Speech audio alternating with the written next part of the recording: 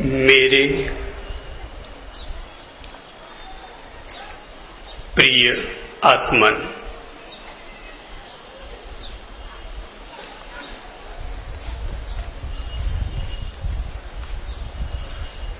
अपनी बात की शुरुआत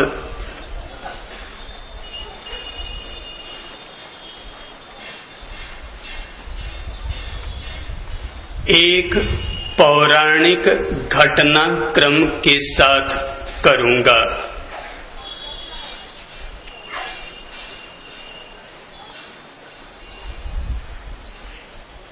कहते हैं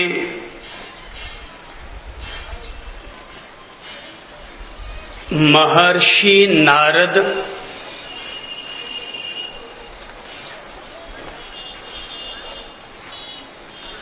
धर्म शास्त्रों का अध्ययन और चिंतन कर रहे थे।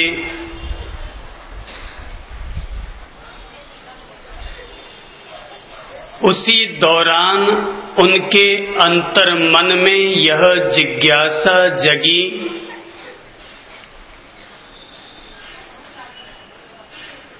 कि जीवन में गुरुजनों के दर्शन का क्या लाभ प्राप्त होता है।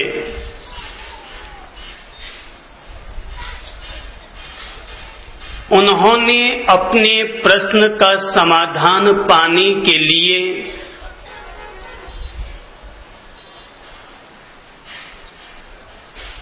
अनेक विध समाधान पाने चाहे,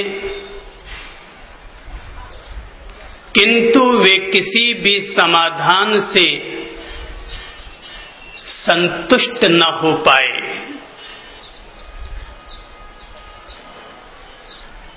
आखिर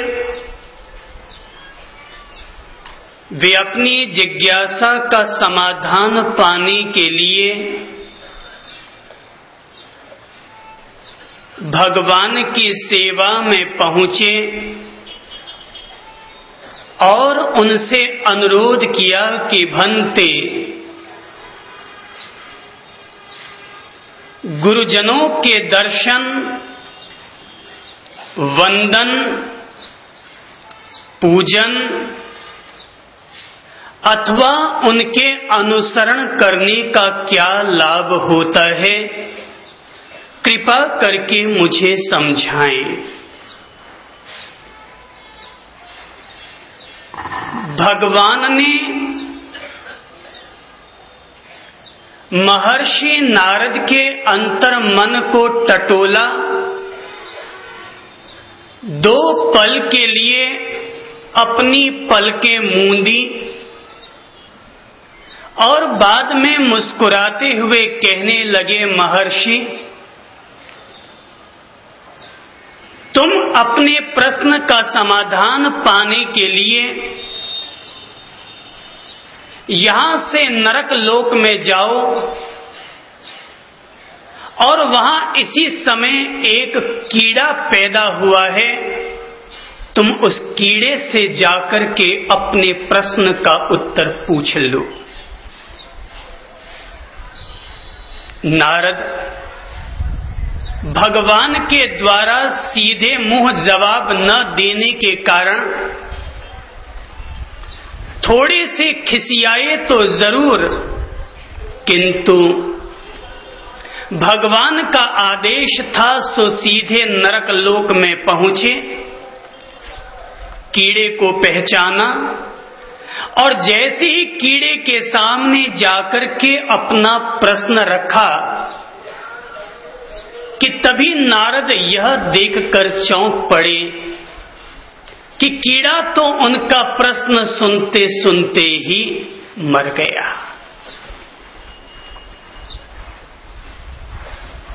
नारद को आश्चर्य हुआ कि उनके प्रश्न का समाधान उन्हें न मिल पाया। सो नारद पुनः भगवान की सेवा में पहुंचे और कहने लगे, भंते, कीड़ा तो मुझे देखते ही मर गया, भगवान फिर मुस्कुराए और कहने लगे, एक काम करो नारद, अभी अभी धरती पर एक हिरणी ने एक बच्चे को जन्म दिया है, तुम उससे जाकर अपने प्रश्न का समाधान पालो। नारद हिरणी के बच्चे के पास पहुंचे, किंतु ये देखकर वे वहां पर भी चौंक पड़े। प्रश्न पूछना तो दूर, जैसे ही नारद ऋषि के उस हिरणी के बच्चे ने दर्शन किए कि तभी उसका आयुष्य पूर्ण हो चुका था और वो भी वहीं पर मर गया। नारद को खेद हुआ कि क्या गुरुजनों के दर्शन का ये पुण्य होता है कि जिसे भी गुरु अपने दर्शन दे, क्या वो व्यक्ति उसी समय मर जाता है?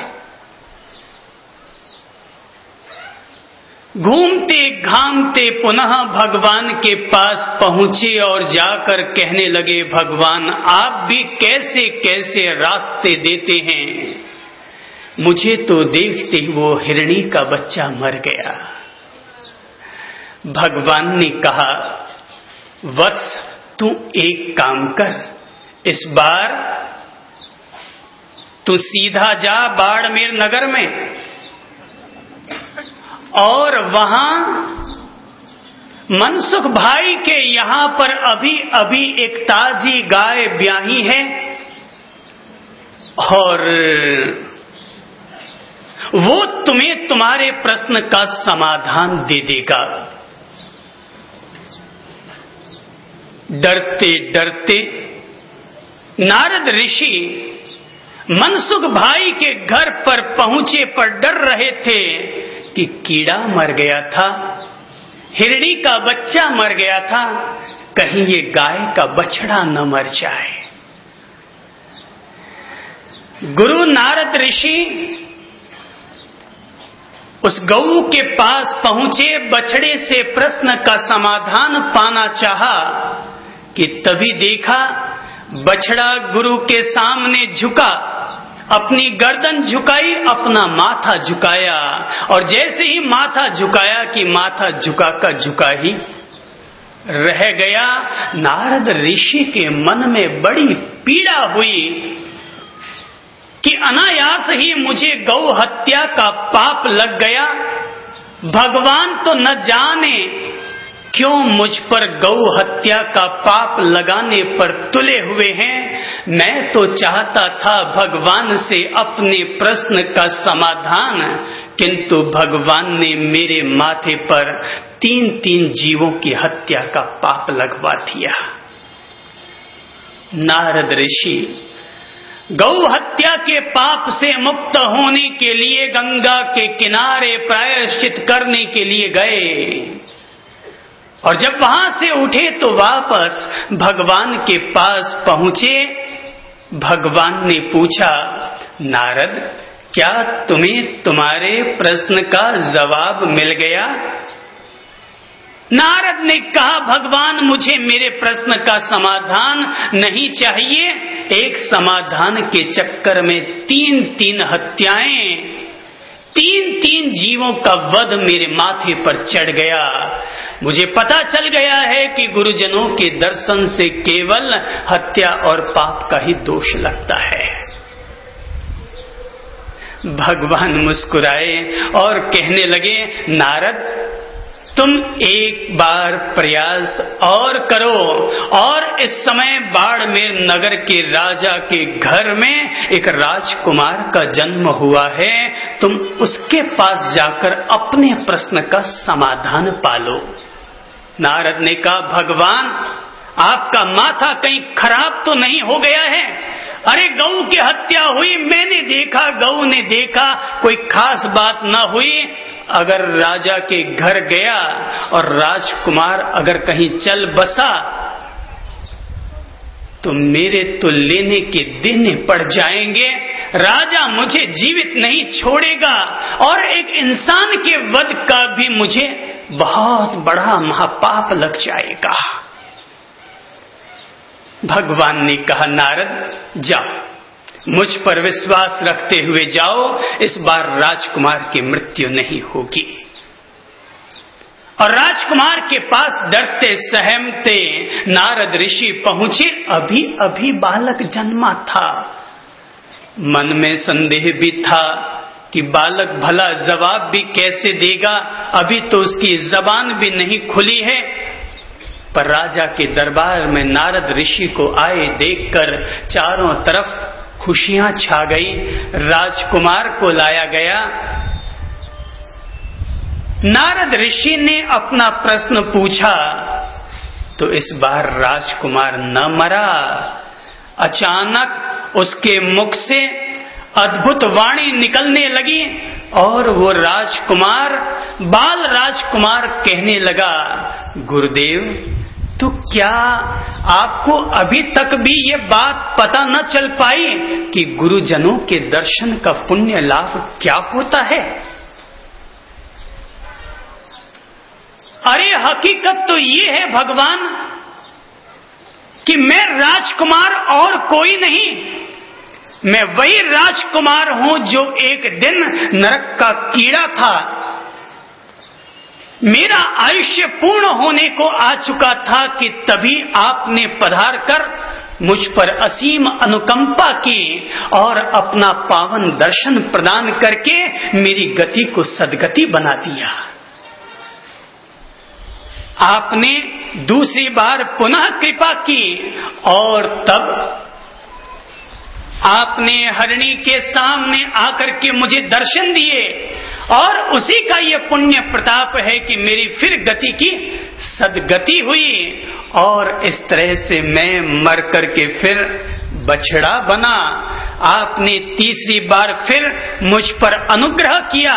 गुरुजनों के दर्शन का यही पुण्य प्रताप है कि वही नरक का कीड़ा, वही हिरणी का बच्चा और वही गौ का बछड़ा मर करके आज बाड़मेर नगर के राजा के घर में राजकुमार के रूप में जन्मा है।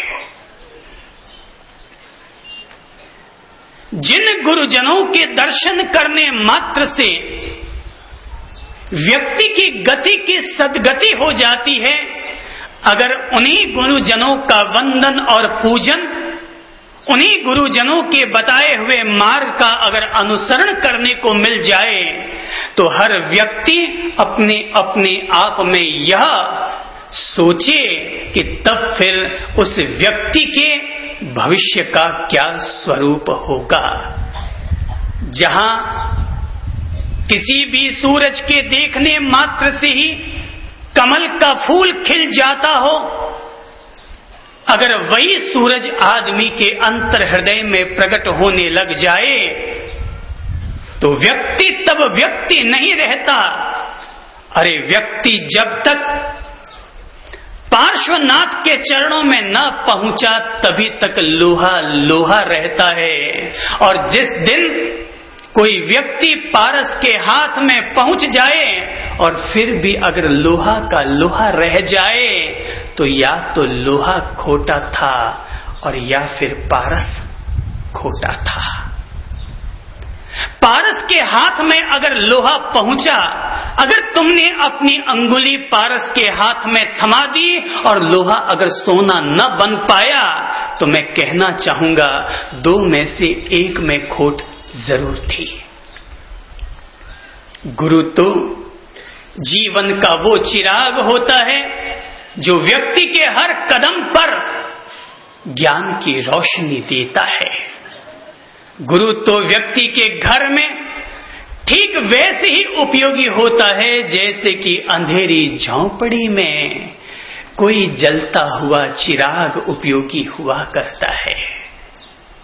गुरु तो आदमी के जीवन की वो गंगोत्री है कि जहां से नदिया की वो धार निकलती है जिसको लोग गंगा की तरह पावन मानते हुए और जो जाकर ठेठ गंगा सागर में विलीन हुआ करती है। गुरु तो वो गंगोत्री और वो गंगा हुआ करती है।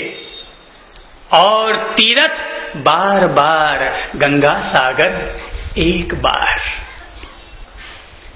और मंदिरों की परिक्रमा तो बार बार लगाई जा सकती है, पर गुरु तो वो चलता फिरता मंदिर और चलता फिरता वो तीर्थ है कि जिसके पास अगर रोजाना ही जाकर के डुबकी लगाना चाहो और रोजाना ही जाकर अगर परिक्रमा लगाना चाहो, तो जितनी जितनी तुम परिक्रमा लगाओगे, गुरु के लगाई जाने वाली परिक्रमा स्वयं परम पिता परमेश्वर के लगाई जाने वाली परिक्रमा है। यही कारण है कि कभी कबीर जैसे लोगों ने ये बात कही थी कि गुरु गोविंद दो खड़े। सभी बोलिए तो, गुरु गोविंद दो खड़े और काके लागू पाए, कि बलिहारी गुरुदेव की सो गोविंद दियो। गुरु गोविंद दो खड़े काके लागू पाए, बलिहारी गुरुदेव की सो गोविंद दियो बताए। बलिहारी है गुरु तुम्हारी कि जिसने कि हमें गोविंद के दर्शन कराए। बलिहारी है गुरुदेव आपकी कि जिसने कि मुझे आत्मा में परमात्मा के दर्शन कराए। जो बलिहारी है वो तुम्हारी है। तुम्हारे चरणों को देखकर तो मैं अगर अपने आंसू भी ढुलकाऊं तो मेरे आंसू आंसू न होंगे, मेरे आंसू भी मोतियों के चौक पुराने वाले हो जाएंगे। धन्य है वे आंखें जो आंखें गुरुजनों के दर्शन करती है। धन्य है वे जिह्वाएं जो गुरुजनों के गुणों का गुणगान किया करती हैं। धन्य है वे कान जो गुरुजनों की वाणी का श्रवण करते हैं। धन्य है वे हाथ जो गुरुजनों का अपने हाथों से पूजन करते हैं। धन्य है वे कदम कि जो कदम गुरुजनों के बताए हुए रास्ते का अनुसरण करते हैं। अगर जीवन में गुरु न होते तो ये जिंदगी और ये दुनिया अंधेरे से भरी हुई रहती। अगर धरती पर चांद न होता तो रातें केवल अमावस की होती, और दुनिया में अगर सूरज न होता तो दिन का उजारा उजारा न होता, उजारा भी अमावस्या का अंधेरा बन जाता। गुरु तो सूरज है दिन का, गुरु तो पूर्णिमा का चांद है रात का। और जो भी व्यक्ति अपने गुरु चरणों में जाकर के आत्म समर्पित हुआ है, तो गुरु अगर खुद पूनम है तो अपने शिष्य को कभी भी अमावस नहीं रहने देगा, वो उसे भी दूज का चांद बना देगा। गुरु किसी भी शिष्य को पूर्णिमा का चांद नहीं बनाता।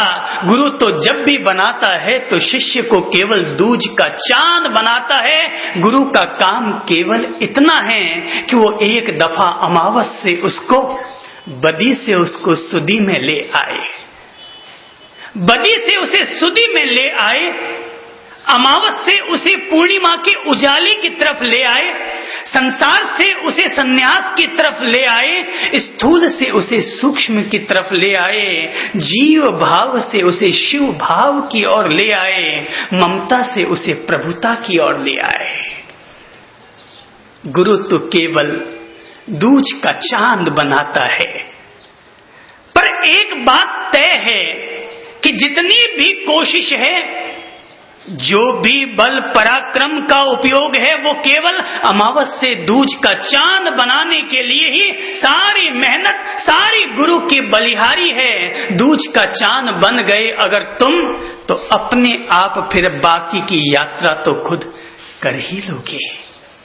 जब तक सागर के किनारे खड़े हो, सागर महासागर दिखाई देता है, मगर तभी तक सागर महासागर दिखाई देता है जब तक कि हाथ में पतवार और आंखों के सामने नौका न हो।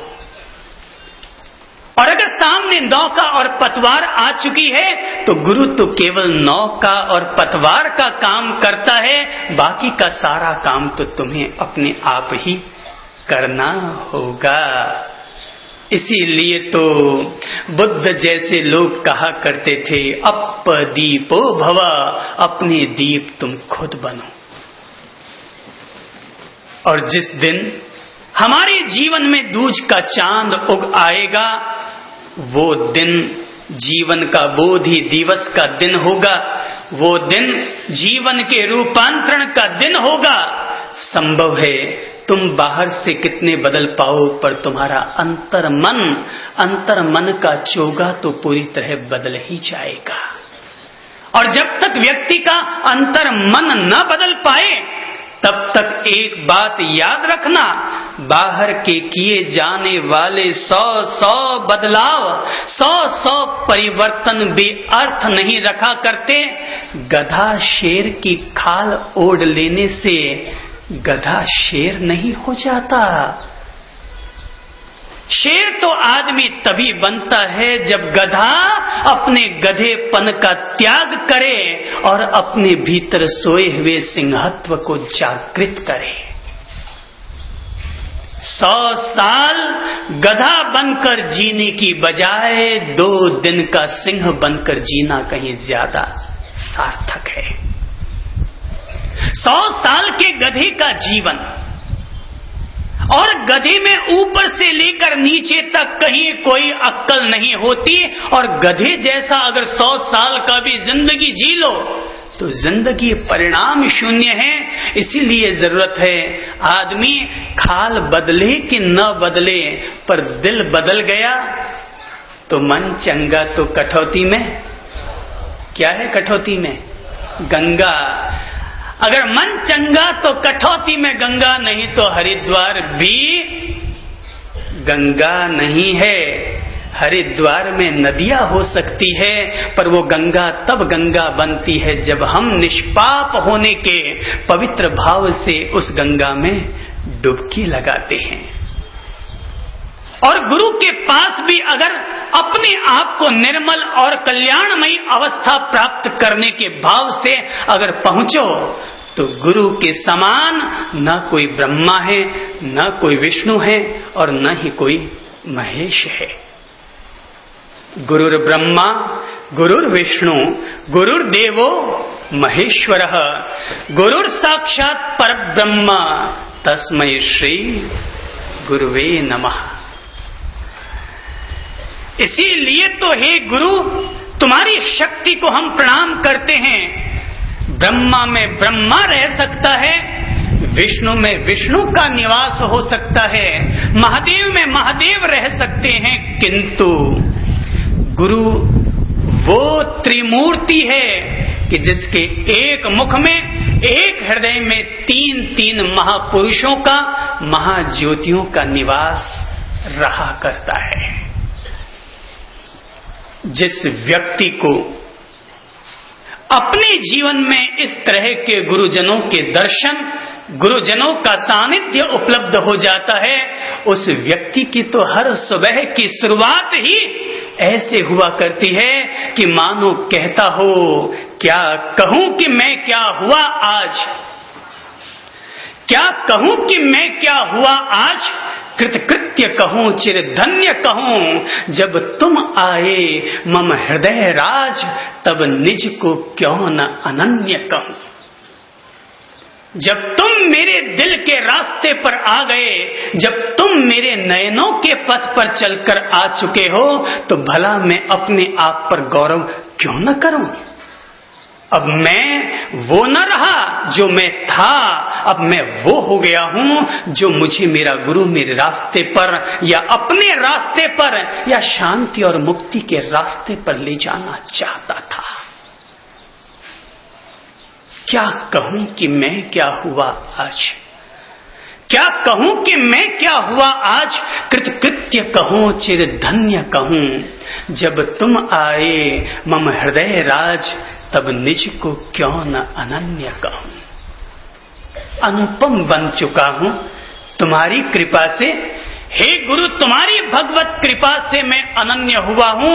और किसी भी व्यक्ति के जीवन में याद रखना, जब तक गुरु की कृपा न मिली ना, तब तक जिंदगी में 100 लोगों की कृपा भी क्यों न पालो, सारी कृपाएं अधूरी कहलाएंगी। जब तक गुरु की कृपा न मिली तब तक सारी कृपाएं अधूरी हैं। इसलिए कृपा करके जब गुरु के पास जाओ तो भरे पात्र मत जाना। जब गुरु के पास जाओ तो रीते पात्र बनकर जाना। अपना ज्ञान बखानने के लिए गुरु के पास मत जाना, वरन अपने अज्ञान के अंधकार को मिटाने के लिए गुरु के पास जाना। गुरु के पास अपना ज्ञान देने के लिए मत जाना, वरन उनकी रोशनी पाने के लिए उनके चरणों में जाना। और अगर ज्ञान की रोशनी पाने की ललक न हो तो कृपा करके गुरु के पास मत जाओ, अपनी पत्नी के पास चले जाओ, वो कहीं ज्यादा श्रेष्ठ है। जिस भाव के साथ गुरु के पास जाओगे वही चीज तो तुम्हें उपलब्ध होगी। और अगर अपना ज्ञान बखानने को चले गए तो वहां से रीते पात्र ही वापस लौटकर आना पड़ेगा। गुरु के पास शिष्य पहुंचा और जाकर अनुरोध करने लगा, भंते, मैं आपसे आत्मज्ञान की शिक्षा पाने के लिए आया हूं। गुरु ने कहा, आओ बैठो, मेरे पास बैठो, मेरे करीब बैठो। ओ बैठो तो सही, मैं तुम्हें आत्मज्ञान की शिक्षा तो जरूर दूंगा, पर पहले तुम्हारा आतिथ्य तो कर लूं, तुम्हें चाय तो पिला दूं। बैठो। एक कप चाय, सामने 2 कप रखे हुए थे। गुरु ने चाय की कंदील उठाई और आत्मज्ञान की शिक्षा पाने वाले व्यक्ति के कप में चाय उड़ेलने लगे। कप भर गया, चाय अभी भी डाली जा रही है, चाय बाहर निकलती चली जा रही है, चाय अब भी पड़ रही है कप में, चाय बहती चली जा रही है। शिष्य ने कहा, अरे गुरुजी, आप ये क्या काम करते हैं? अरे चाय तो व्यर्थ ही बहती चली जा रही है। गुरु ने कहा, भाई, तुम्हें दिया गया ज्ञान भी वैसे ही व्यर्थ जाने वाला है जैसे भरी हुई प्याली में और उड़ेली गई चाय व्यर्थ जाया करती है। जब तक तुम एक सुयोग्य पात्र बन करके गुरु के पास न जाओगे, जब तक अपनी जीवन की जंग उतार कर शुद्ध लोहा बनकर पारस के पास न जाओगे, तब तक कोई भी पारस तुम्हें सोना न बना पाएगा। रीते पात्र बनकर जो भी तुम्हारे भीतर ईगो है, जो भी तुम्हारे भीतर ज्ञान है, तर्क है, कुतर्क है, एक किनारे रखो। अगर तुम्हें ही तुम्हारा देना है तो फिर उनके पास क्या लेने के लिए जा रहे हो? खाली बनकर जाओ। गौतम अगर भरा हुआ पात्र बनकर जाता तो महावीर से क्या पाता? आनंद अगर भरा हुआ पात्र बनकर जाता तो बुद्ध से क्या पाता? हनुमान अगर भरा हुआ पात्र बनकर जाता तो राम से क्या पाता? विवेकानंद अगर भरे हुए पात्र बनकर जाते तो राम कृष्ण परमहंस से क्या पाते? पहले जब तक शिष्यत्व पैदा न होगा तब तक किसी भी गुरु का गुरुत्व तुम्हारे लिए सार्थक नहीं बन पाएगा। इसलिए अपने जीवन में जितना कठिन गुरु को पाना है उतना ही कठिन शिष्यत्व को साधना है। एक बहुत प्यारा शब्द है और वो है सिख। आप में से कोई व्यक्ति जैन है, कोई व्यक्ति हिंदू है, कोई व्यक्ति वैष्णव या शैव है, कोई व्यक्ति सिंधी है, पर मैं कहना चाहूंगा गुरु पूर्णिमा का ये पावन दिवस हर किसी व्यक्ति को सिख होने की प्रेरणा देता है कि हर व्यक्ति अपने आप में सिख बने। मैं भी सिख हूं। सिख का अर्थ ही होता है जो सीखता है गुरु चरणों में बैठकर, उस व्यक्ति को सिख कहते हैं। जो सीखे वह सिख, और जो है शिष्य वही तो है सिख। वह व्यक्ति सिख नहीं है जिसने कि हाथ में कड़ा पहन लिया, कंघी रख ली, कृपाल धारण कर लिए, कि केश बढ़ा लिए। वह व्यक्ति सिख होता है जो गुरुजनों के पास बैठकर उनके ज्ञान को सीखता है। और जब तक कोई भी व्यक्ति सिख नहीं होगा तब तक याद रखना गुरुत्व सिद्ध न हो पाएगा। आजकल जितने दुर्लभ हो गए हैं गुरु मिलना, उतने ही दुर्लभ हो गए हैं शिष्य का मिलना। दीक्षाएं तो ढेर सारी होती हैं, पर गुरु 3 तरह के होते हैं। एक गुरु है शिक्षा गुरु, दूसरा गुरु है दीक्षा गुरु, और तीसरा गुरु है सद्गुरु। शिक्षा गुरु अध्यापक बनकर, शिक्षक बनकर ज्ञान देता है। दीक्षा गुरु प्रेरणा देकर किसी को संन्यास देता है, पर सद्गुरु किसी की अंगुली थामकर भव सागर से पार लगाता है।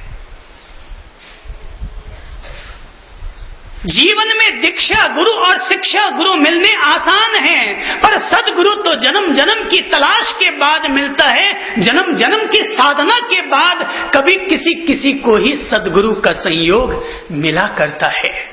गुरु ढेर सारे मिल जाएंगे, रोज रोज आपके द्वार पर संत और गुरु आते रहेंगे, पर सद्गुरु का संयोग तो अद्भुत पुण्यों से ही अर्जित हुआ करता है। सत शिष्य भी सौभाग्य से मिलता है। अरे जब तक कोई व्यक्ति पूरी तरह से नरेंद्र बनकर नहीं आएगा, तब तक राम कृष्ण परमहंस किसी को विवेकानंद कैसे बना पाएंगे। अगर कोई व्यक्ति ये शिकायत करता है कि मैं गुरु के पास गया पर अभी भी परिवर्तन न हो पाया, तो भाई जब तक नरेंद्र न बनोगे तब तक विवेकानंद का जन्म कैसे होगा।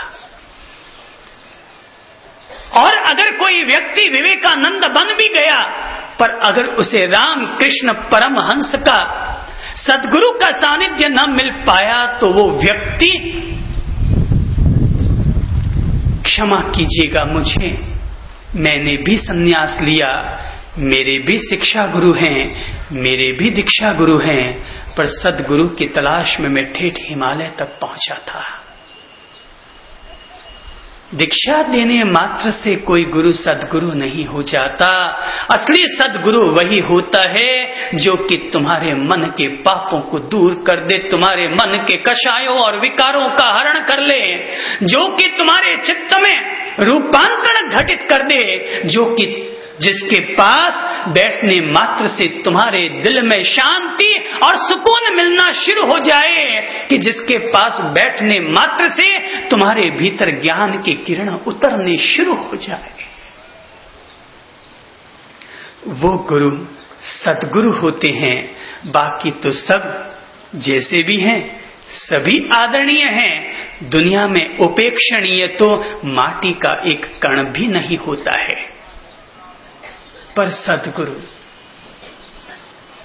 कभी श्रीमद राजचंद्र ने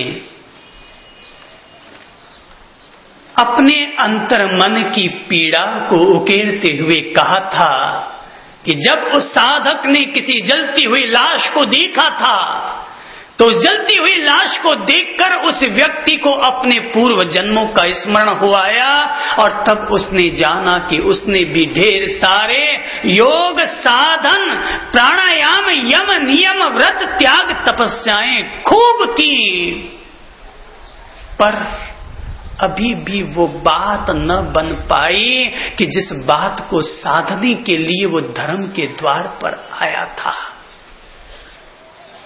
उस व्यक्ति ने अपने अंतर मन की पीड़ा को प्रकट करते हुए कहा था, वह साधन बार अनंत कियो तदपि कछु हाथ हजू न परियो, कि मैंने ये सारे साधन अब तक न जाने कितनी बार कर लिए हैं, पूरी जिंदगी मैंने यही सब क्रियाओं को करते हुए बिता दी है, लेकिन फिर भी वह साधन बार अनंत कियो, तदपि कछु हाथ हजू न पर्यो।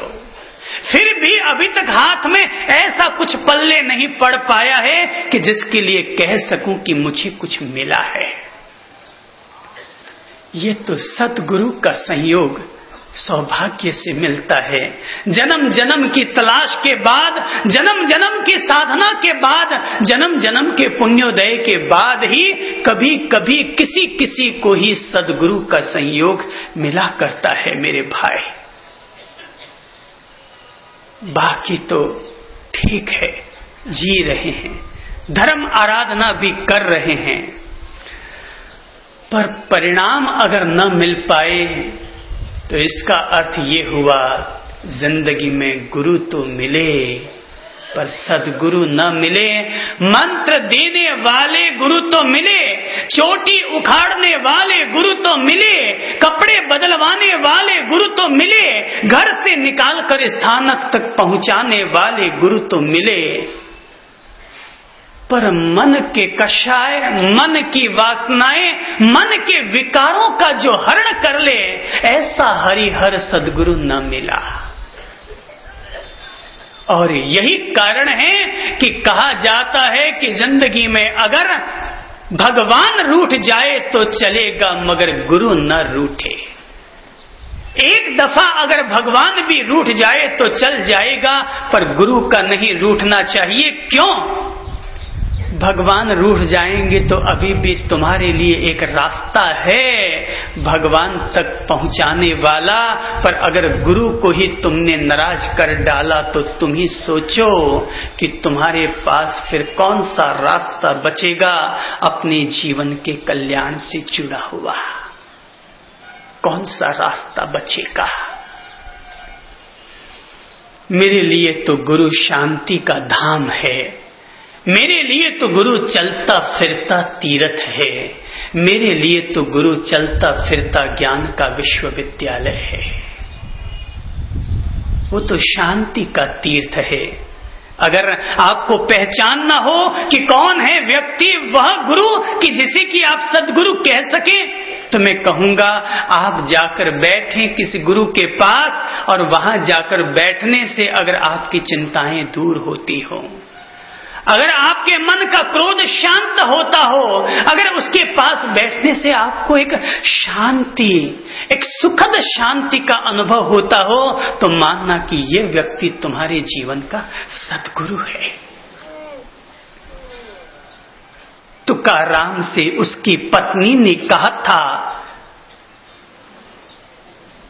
कि गुरुजी भूख लग रही है, गन्ने तोड़कर ले आइए खेत पर से।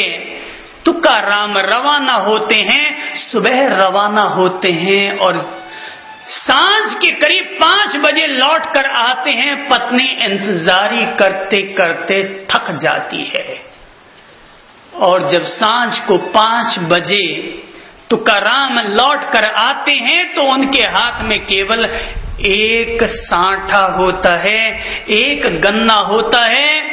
पत्नी झल्लाती हुई कहती है, अगर किसी पति को झल्लाने वाली पत्नी मिल जाए, उस आदमी को कभी सामायिक करने की जरूरत नहीं पड़ती। अगर वो उसी झल्लाहट को बर्दाश्त करना अपने लिए कसौटी समझ ले, तो उसकी पत्नी ही उसके जीवन की पहली गुरु बन जाया करती है। और तुकाराम की पत्नी ने झल्लाहट के साथ पूछा कि तुम गए थे गन्ना तोड़ने के लिए, पूरा दिन लगा दिया, क्या खेत में गन्ने नहीं थे? तुकाराम ने कहा, अरे भगवान, गन्ने तो बहुत थे, मैं भी गट्ठर भरकर लाया था, पर चौराहे पर पहुंचा तो गांव की चौपाल पर बच्चों ने मुझे घेर लिया। एक एक गन्ना बच्चे लेते गए। भगवान, केवल एक सांठा बच गया, सो मैं घर पर ले आया। पत्नी झल्लाई और पति के हाथ से सांठा खींचते हुए एक जोर का उसकी पीठ पर मारा, गन्ने के 2 टुकड़े हो गए। संत तुकाराम ने कहा, अच्छा हुआ तूने 1 के 2 कर दिए, ला आधा मुझे दे और आधा तू चूस ले। आधा तो मुझे दे और आधा तू चूस ले। जिस गुरु के भीतर इस तरह की शांति, समता और समरसता का झरना बहता है, वही गुरु सद्गुरु हुआ करता है। संत पाठ पर बैठे हुए थे, अपना उपदेश, अपना संदेश, अपने जीवन की बातें लोगों को कह रहे थे कि तभी एक युवक उठकर आया और आकर के उसने सीधा महाराज के मंच पर पहुंचा, पट्टे पर चढ़ गया और जाकर के महाराज के 2-4 ठोले टिका दिए। सारी सभा में सन्नाटा छा गया। अरे गुरुजी को इसने ठोले मारे, थप्पड़ मुक्के मारे, अरे पकड़ो इसे। और पकड़ा गया। युवक पर जैसे ही थप्पड़ मुक्के मारे जाने शुरू होने लगे कि तभी गुरुजी ने कहा, भाई छोड़ दो इसको पीटो मत। बोले, ये आपके सामने इस तरह से गाली गलौज कर रहा है, आपको मार पीट रहा और आप कहती कि इसको मारो मत। अरे भाई, तुम लोग क्यों फिजूल में इतना बुरा मानते हो?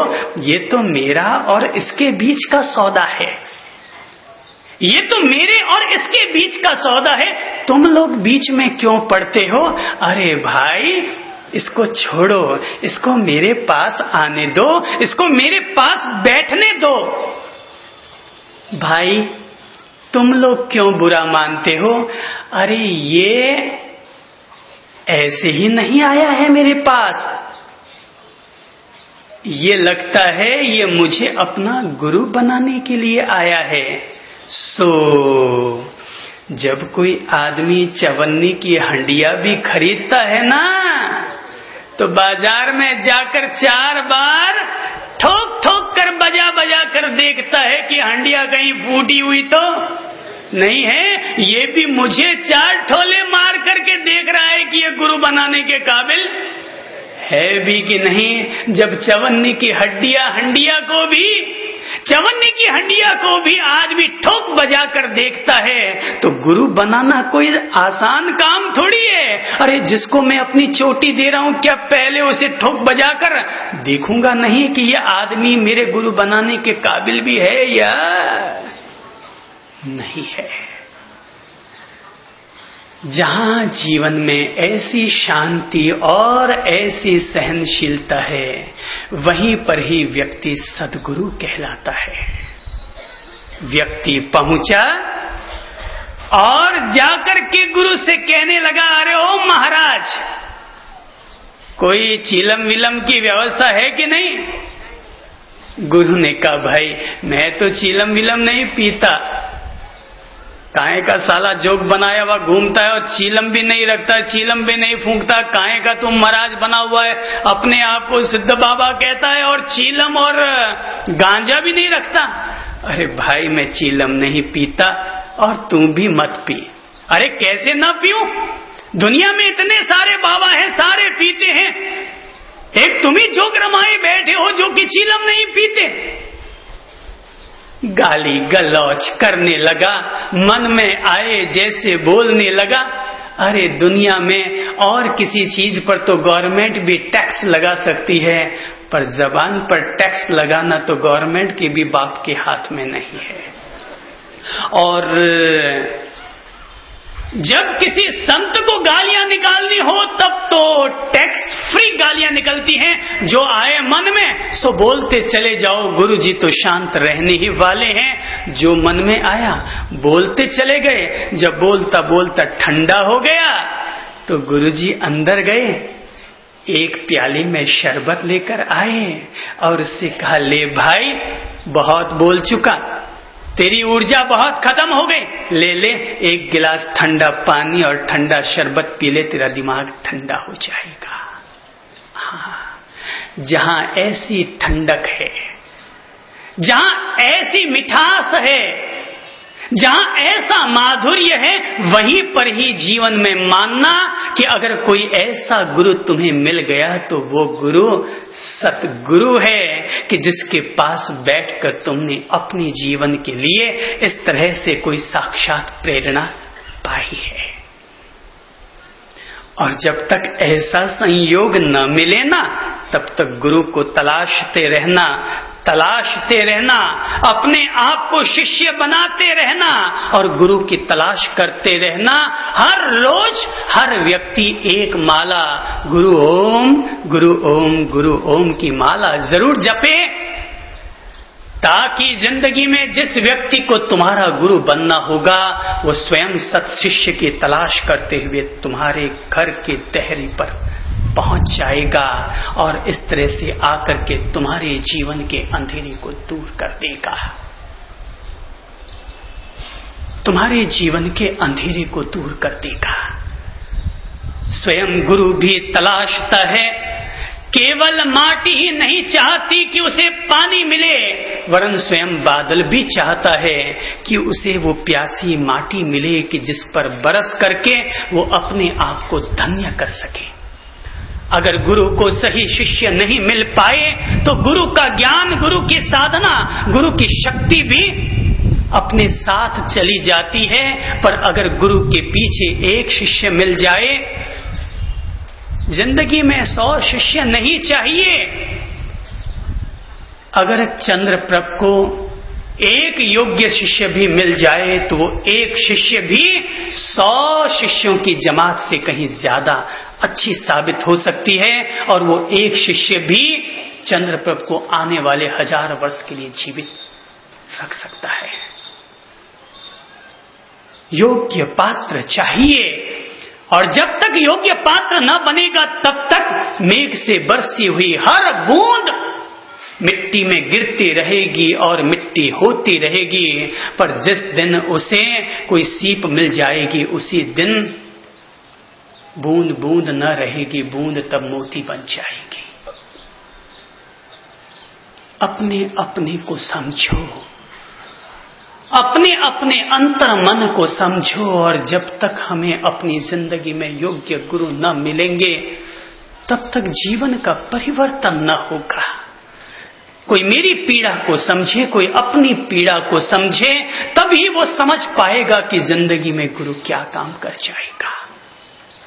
काग पलट गुरु हंसा किन्हे, काग पलट गुरु हंसा किन्हे, कि दिन ही नाम निशानी, हंसा पहुंचे सुख सागर में, मुक्ति भरे जहां पानी। काग पलट गुरु हंसा कीने, वही गुरु तो गुरु है जो कि कौवे को बदल करके उसे हंस बना दे। काग पलट गुरु हंसा किन्हे, जो कि कौवे को पलट करके हंस बना दे, वही गुरु ही तो गुरु कहलाता है।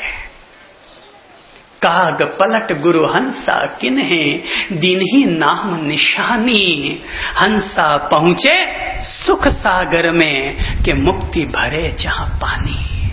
कि जहां मुक्ति को भी पानी भरना पड़ता है, कि जहां गोविंद को भी हाजिरी में हाजिर होना पड़ता है। तभी तो कहा गया ध्यान मूलम गुरुर मूर्ति, पूजा मूलम गुरुर पदम। ध्यान मूलम गुरुर मूर्ति, पूजा मूलम गुरुर पदम, मंत्र मूलम गुरुर वाक्यम, मोक्ष मूलम गुरुर कृपा। ध्यान मूलम गुरुर मूर्ति, ध्यान का मूल क्या बनना चाहिए? तो गुरु की मूर्ति, गुरु की छवि तुम्हारे ध्यान का मूल आराध्य बन जाए। ध्यान मूलम गुरुर मूर्ति, पूजा मूलम गुरुर पदम। उन चरणों की पूजा और सेवा करो जो कि तुम्हारे जीवन के गुरु और सद्गुरु है। मंत्र मूलम गुरुर वाक्यम, गुरु के वचन को अपने लिए उतना ही आदरणीय समझो जितना कि अपने जीवन में किसी धर्म मंत्र को सम्मान देते हो। जितना सम्मान हम गायत्री मंत्र, नवकार मंत्र या और किसी धर्म मंत्र को देते हैं, गुरु के वचन को भी उतना ही सम्मान दो। पता नहीं गुरु का कौन सा वचन ऐसा निकल जाए जो कि तुम्हारे जीवन के लिए कल्याणकारी हो जाए। गुरु ने कहा, जा जा, वो रहा सामने सांप, जा और उसके मुंह में अपना हाथ डाल दे। शिष्य ने आव देखा न था, झट से गया सांप के पास, उसके मुंह में अपना हाथ डाल दिया। सांप ने डंक मारा। देखने वाले चौंकते रह गए कि गुरु ने ये क्या आदेश दिया, अपने ही हाथों अपने शिष्य को मरवा डाला। गुरु ने आदेश दिया, जा और सांप के मुंह में हाथ डाल दे। अब शिष्य को सोचने की जरूरत नहीं है। जब तक शिष्य ये सोचता रहेगा कि गुरु ने जो बात कही वो मेरे हित की है या अहित की, तब तक मानना कि गुरु का वाक्य तुम्हारे लिए धर्म, मंत्र और अंतिम आदेश नहीं बना।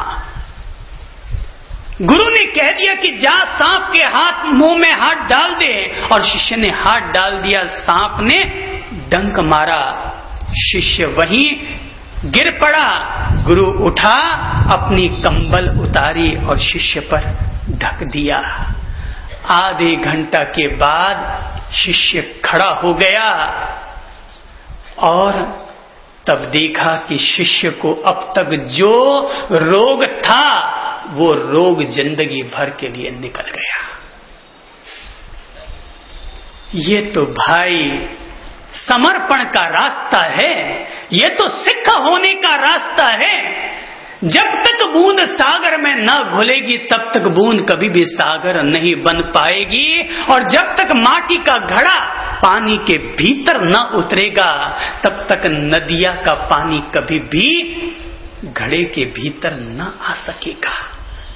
बगैर झुके, बगैर मिटे, बगैर अपने आप को निःशेष किए कोई भी शिष्य कभी भी गुरु की प्रभुता को उपलब्ध नहीं कर सकता।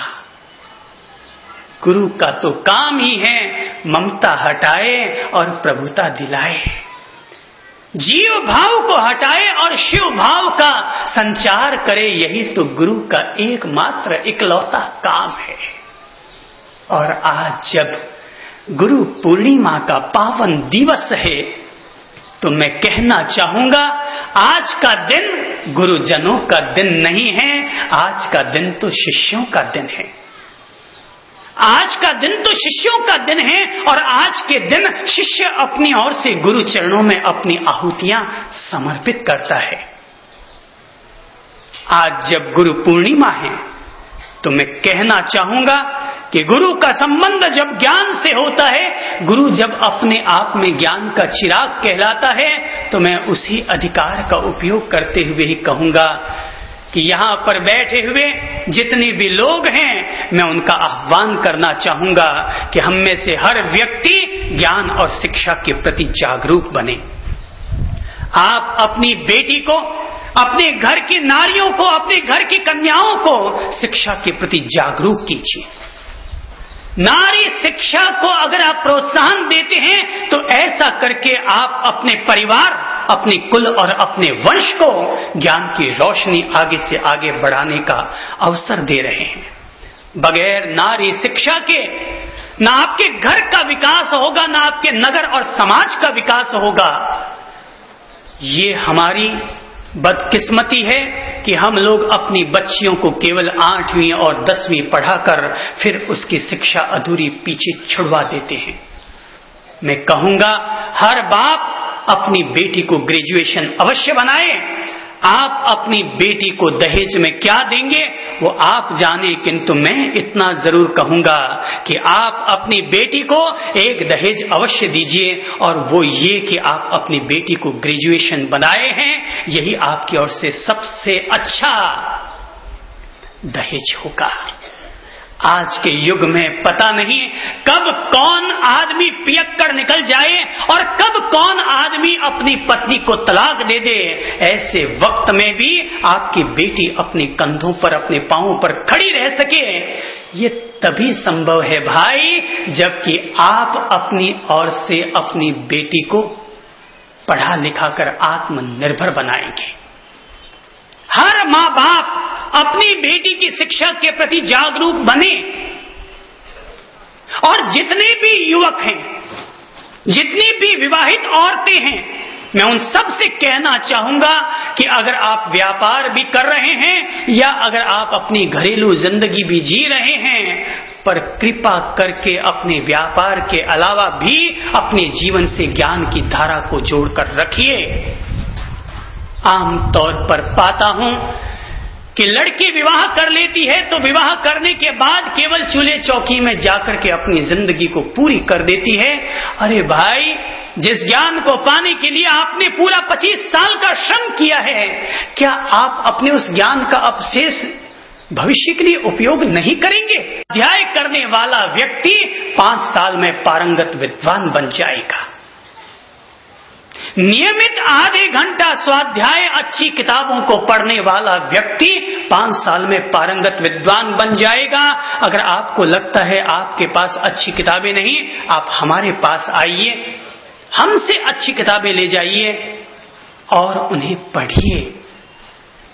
मैं चाहता हूं दुनिया में चंद्रप्रभ एक न रहे, ललित प्रभ एक न रहे।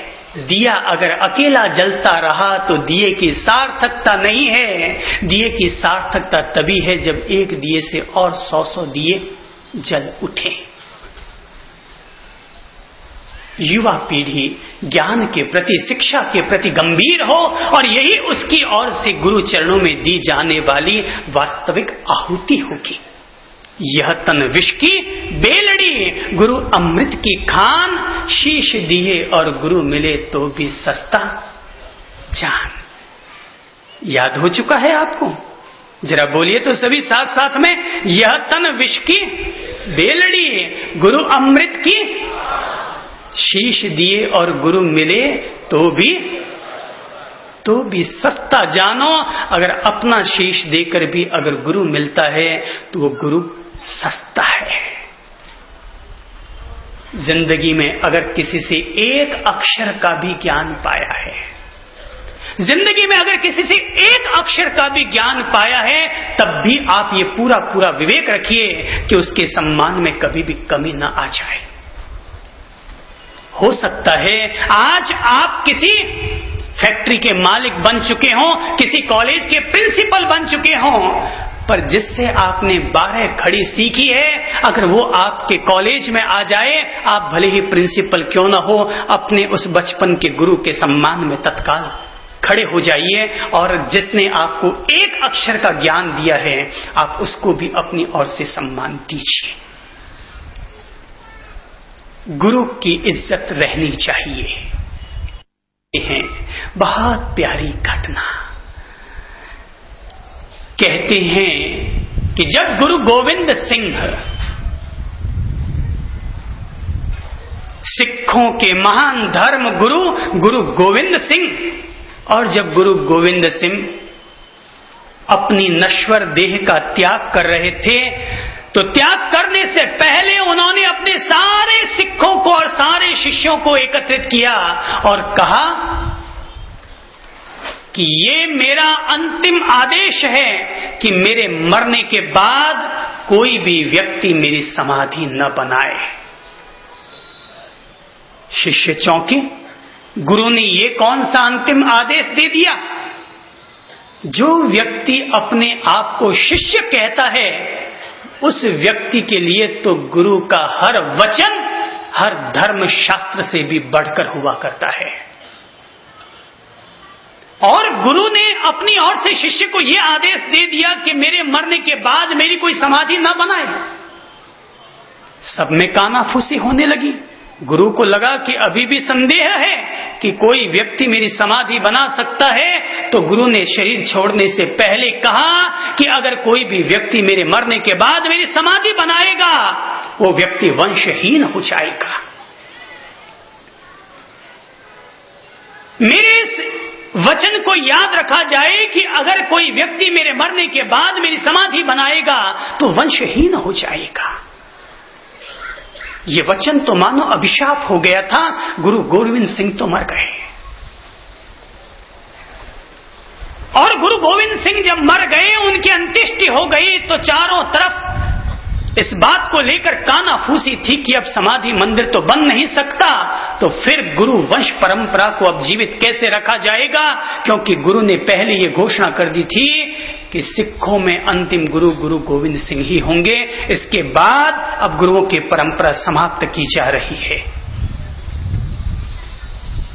कहते हैं कि तब राजा रणजीत सिंह, मैं बहुत सम्मान से इस राजा का नाम ले रहा हूं, कहते हैं कि तब राजा रणजीत सिंह खड़े हुए और उन्होंने कहा कि गुरु ने आदेश दिया था कि मेरा समाधि मंदिर न बने। गुरु का आदेश सिर माथे पर गुरु ने दूसरी बात और कही कि अगर फिर भी किसी व्यक्ति ने मेरा समाधि मंदिर बना लिया तो वो व्यक्ति वंशहीन हो जाएगा।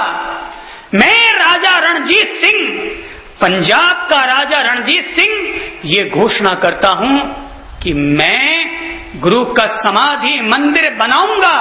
लोगों ने कहा राजन तुम वंशहीन हो जाओगे। राजा रणजीत सिंह ने कहा कि अगर गुरु का नाम रखने के लिए राजा रणजीत सिंह तो क्या, अगर उसकी 100 वंशावलियां भी अगर वंशहीन होती रहे तब भी राजा रणजीत सिंह को यह स्वीकार है। और कहते हैं कि तब समाधि मंदिर बनता है और वही समाधि मंदिर आज स्वर्ण मंदिर के नाम से पूरे देश में, पूरे संसार में प्रतिष्ठित है। कि जिस राजा ने ये स्वीकार कर लिया, जिस दिन स्वर्ण मंदिर की प्रतिष्ठा हुई थी उसी दिन राजा रणजीत सिंह के बेटे की मृत्यु हो गई थी। वंशहीन होना स्वीकार, पर गुरु का नाम जिसने रखने के लिए अपने प्राणों की आहुति दे दी, वही व्यक्ति अपने गुरु की ज्ञान संपदा को पाने का उत्तराधिकारी होता है। और इसीलिए कहा जाता है यह तन विष की बेलड़ी, गुरु अमृत की खान, शीश दिए और गुरु मिले तो भी सस्ता जान। और ये जो बुजुर्ग लोग बैठे हैं आगे पीछे, इन सारे बुजुर्ग लोगों से मैं कहना चाहूंगा कि अब ज्ञान तो बहुत सुन चुके, प्रवचन बहुत सुन चुके, जिंदगी में बहुत दफा प्रतिक्रमण सामायिक कर ली। अब आपकी उम्र घर में रहने की उम्र नहीं रही है, अब आपकी उम्र सन्यास की उम्र आ चुकी है। जो युवा पीढ़ी के लोग हैं वे संसार बसाएं, किंतु जो 70 और 60 से पार होते चले जा रहे हैं वे अपने जीवन को धन्य करने के लिए अपने आप को सन्यास का स्वरूप प्रदान करें। कब तक इस बूढ़ी काया को ढोते रहोगे? आखिर एक न एक दिन मरना है। अब मंगलवार को मरे कि बुधवार को, इसमें कौन सा फर्क पड़ना है? मरना तय है और सबकी कायाएं बूढ़ी हो चुकी हैं। आप बूढ़े लोग दीक्षा नहीं लेते, इसलिए हम बच्चों को दीक्षा लेनी पड़ती है। अब तो उम्र आ चुकी है, मरने को चल रहे हैं।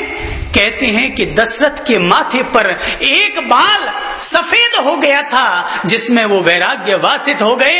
यहां तो बाबा जी के सारे बाल सफेद हो गए, मगर फिर भी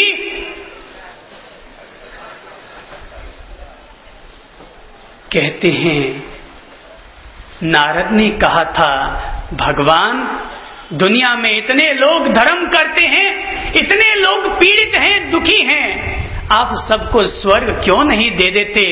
भगवान ने कहा भाई मैं तो दे दूं पर मेरे पास कोई आने को तैयार ही नहीं है।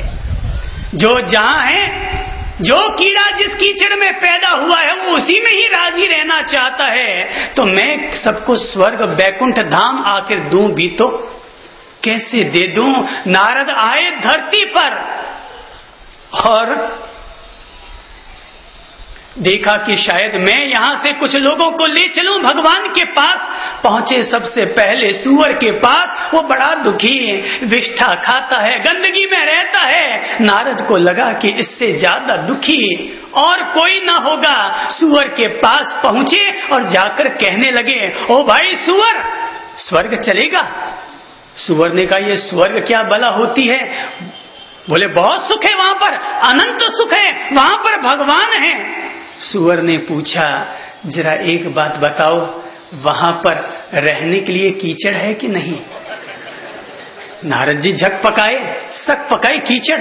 अरे वहां तो सुख है, सुख। अच्छा वहां पर खाने को ये विष्ठा है कि नहीं? नहीं नहीं, वहां तो गुलकंद मिलता है, गुलकंद। अच्छा वहां पर बच्चों को पैदा करने की छूट है कि नहीं? अरे नहीं नहीं, वहां बच्चों को पैदा करने की जरूरत ही नहीं पड़ती। सुअर ने कहा नारद ऐसे स्वर्ग को तू ही पा कि जहां पर बच्चों को पैदा करने की भी छूट नहीं, और ये जो विष्ठा है इसको खाने की भी अनुमति नहीं, और कीचड़ भी नहीं है, तो वो स्वर्ग कोई काम का नहीं। मेरे भाई, अपन सुअर की औलाद नहीं है। ईश्वर ने हम लोगों को ज्ञान की संपदा दी है, और जीवन भर आप लोगों ने अपने आप को धर्म की दहलीज पर ले जाने की कोशिश की है। तो मैं चाहूंगा बूढ़े लोग, मैं नहीं चाहता कि जब आप मरे तो कोई आदमी मीठा लाल कहलाए, कोई आदमी नैनमल कहलाए, कि कोई आदमी मिलाप चंद कहलाकर मरे, कि कोई आदमी बाबूलाल बनकर के अपने शरीर को छोड़े। मैं चाहता हूं हर बूढ़ा आदमी जब अपनी काया को छोड़े तो उसकी काया को छोड़ने से पहले वो बाबूलाल न रहे, वो संत ब्रह्मनाथ हो जाए, वो कोई ऐसा व्यक्ति बनकर के अपनी काया को छोड़े। मैं चाहता हूं, मुझे गौरव है कि मैं ऐसे माँ बाप का बेटा हूं जिन माँ बाप ने खुद ने भी संन्यास लिया और अपने साथ अपने 2 बच्चों को भी संन्यास दिया। हमें गौरव है अपने माँ बाप पर। और मैं चाहता हूं कि आप लोग जो बड़े बुजुर्ग लोग हैं, अगर आपको लगता है कि आप बूढ़े हो चुके, आपको कोई दीक्षा देने वाला नहीं, आपकी सेवा कौन करेगा, मैं आप लोगों को स्टाम्प पेपर पर लिख कर देने को तैयार हूं कि अगर आप में से कोई भी बुजुर्ग व्यक्ति अगर संन्यास लेता है, उसके बेटे जितनी सेवा करेंगे उससे 5 गुनी ज्यादा सेवा हम करेंगे। अगर कोई भी माँ बाप, कोई भी बुजुर्ग, चाहे वो महिला हो या पुरुष, उसकी संपूर्ण सेवा की जवाबदारी हमारी। मैं किसी समाज के बलबूते पर यह बात नहीं कह रहा हूं, ये बात हम अपने बलबूते पर कह रहे हैं। सेवा, संत की सेवा मिलती कहां है? फिर चाहे वो छोटा संत हो या बड़ा संत हो, संत की सेवा कहां मिलती है? आप लोगों को अपना माइट मान करके पूरी इज्जत और सम्मान देंगे। आओ निकलो। कब तक ये बाल पक गए, गाल दब गए, कमर झुक गई, हाथ में लकड़ी आ गई, बेटा कुत्ते जितनी इज्जत नहीं करता, मगर हम हैं जो फिर भी उलझे हुए हैं। केश पके तन प्राण थके, केश पके तन प्राण थके, अब राग अनुराग को भार उतारो। केश पके तन प्राण थके, अब राग अनुराग को भार उतारो। मोह महामद पान कियो, अब आत्म ज्ञान को अमृत धारो। मोह महामद पान कियो, अब आत्म ज्ञान को अमृत धारो। जीवन के अंतिम अध्याय में, जीवन के अंतिम अध्याय में त्याग करो और दीक्षा धारो। जीवन के अंतिम अध्याय में त्याग करो और दीक्षा धारो। पुत्र को सौंप के धन और दौलत, पुत्र को सौंप के धन और दौलत, करो तप आपनो जन्म सुधारो। पुत्र को सौंप के धन और दौलत, करो तप आपनो जन्म सुधारो। केश पके तन प्राण थके, अब राग अनुराग को भार उतारो। मोह महामद पान कियो, अब आत्म ज्ञान को अमृत ढारो। जीवन के अंतिम अध्याय में, अब तो मरने को है भाई, तय है कब किसका नंबर आए कोई पता नहीं। जीवन के अंतिम अध्याय में त्याग करो और दीक्षा धारो। पुत्र को सौंप के धन और दौलत, करो तप आपनो जन्म सुधारो। करो तप आपनो जन्म सुधारो। करो तप आपनो जन्म सुधारो। अपने जीवन को सुधारो। यही तो आज जब गुरु पूर्णिमा का पवित्र पावन दिवस है, तो मैं भला अपनी ओर से क्या निवेदन कर सकता हूँ, पर केवल इतना ही अनुरोध कर रहा हूँ, कम से कम कन्याएं अपने आप को ज्ञान और शिक्षा के द्वार पर और आगे ले जाए, युवा पीढ़ी अपने जीवन के साथ स्वाध्याय को और जोड़े, गुरुजनों का सम्मान बरकरार रखे, और जो पूरी तरह बूढ़े हो चुके हैं और मरने के करीब आ रहे हैं, जिनको लगता है कि कभी भी किसी भी क्षण उनके द्वार पर मौत की घंटी बज सकती है, मैं उनको आह्वान करता हूँ, लो चौमासे में लो, गुरु पूर्णिमा के दिन लो, एकम को लो, सारे दिन अच्छे होते हैं। अरे अगर अमावस के दिन भी दीप जला लो तो अमावस भी धन्य हो जाती है। दुनिया में कोई दिन बुरा नहीं होता, सारे दिन अच्छे होते हैं। जिनको पास करने के लिए कुछ नहीं होता, वही लोग सोचते हैं आज लो कल लो, मारवाड़ मन सूबे डूबी, मौत आती है लेकर चली जाती है। इस बीच में जो आदमी हिम्मत करता है, अब आपको पूछने की भी किसको जरूरत है, बेटों को आपकी जरूरत नहीं है, ये सोच लेना। इसलिए ये भी मत सोचना कि पत्नी से पूछना है, हो सकता है आप ले लो तो आपके पीछे आपकी घरवाली का भी भला हो जाए। मेरे पापा ने दीक्षा ली तो मेरी मम्मी का भी भला हो गया, और एक साथ दो लोग निकल गए थे। मैं प्रेम पूर्वक आमंत्रण देता हूं, आओ, जिसको आना है आओ, जिसको भी आना है आओ, और जिनको लगना है वो वहीं पर ही अच्छे हैं जहां पर कि सुअर अच्छा था, तो ठीक है। मैं क्या मांगू गुरु तुमसे, मैं क्या कृपया बाहर जाने वाले कोई भी आज खड़े ना हो। आज गुरु पूर्णिमा का दिन है, आज मत जाओ, आज 15 मिनट का समय मुझे दे दो। मैं क्या मांगू गुरु तुमसे, तेरी एक सौगात काफी है, दूर करो मेरे मन के अंधेरे, दूर करो मेरे मन के अंधेरे, इतनी इनायत काफी है। मैं क्या मांगू गुरु तुमसे। आज गुरु पूर्णिमा है और गुरुजनों से आशीर्वाद के लिए क्या मांग सकते हैं, केवल एक ही चीज मांगते हैं, हे प्रभु हमें अपनी अंतरात्मा का प्रकाश मिले।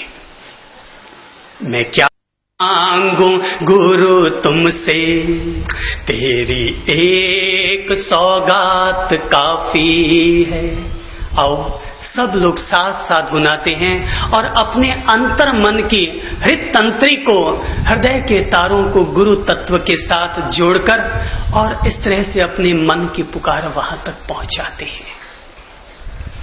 मैं क्या मांगू गुरु तुमसे, तेरी एक सौगात काफी है, दूर करो मेरे मन के अंधेरे, दूर करो मेरे मन के अंधेरे, इतनी इनायत काफी है। मैं क्या मांगू गुरु तुमसे। मैं चलता रहा हूँ उजालों में, मैं चलता रहा हूँ उजालों में, पर छलता रहा हूँ अंधेरों से, पर छलता रहा हूँ अंधेरों से। निहारा है जब भी नजरों ने अंदर, निहारा है जब भी नजरों ने अंदर, लगा कि अभी रात काफी है। निहारा है जब भी नजरों ने अंदर, निहारा है जब भी नजरों ने अंदर, लगा कि अभी रात काफी है। मैं क्या मांगू गुरु तुमसे, मैं क्या मांगू गुरु तुमसे। मैं अपने किए कुछ भी कर ना सका, मैं अपने किए कुछ भी कर ना सका। मैं पिंजरे का पंछी तड़पता रहा, मैं पिंजरे का पंछी तड़पता रहा। मैं अपने से हारा तो तुमको पुकारा, मैं अपने से हारा तो तुमको पुकारा, मैं अपने से हारा तो तुमको। तेरी एक ताकत काफी है, मैं अपने से हारा तो तुमको पुकारा, तेरी एक ताकत काफी है। मैं क्या मांगू गुरु तुमसे, मैं क्या मांगू गुरु तुमसे, मैं नेकी के